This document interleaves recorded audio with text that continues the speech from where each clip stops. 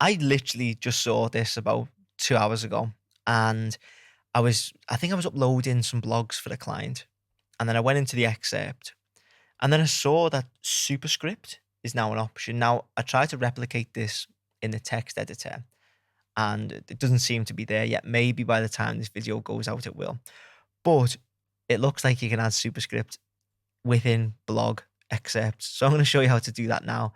And maybe, as I say, by the time you're watching this, you'll be able to do it in the text editor too. So we're on the site here, and I'll just show you what I mean in terms of the text editor. So let me go down to here, H1. You can see you've got strike through, but nothing else on that side of things.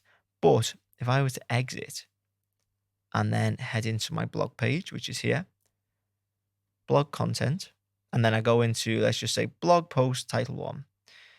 Then if I highlight idea, you can see next to strike through, we've actually got these two here.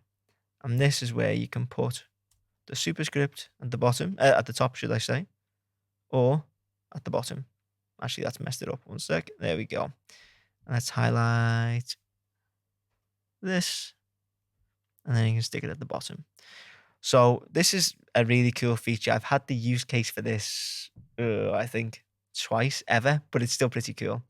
And I'm hoping, in fact, while I'm on, I wonder if I copy this and I paste it into here, I wonder if that carries over. Let's see.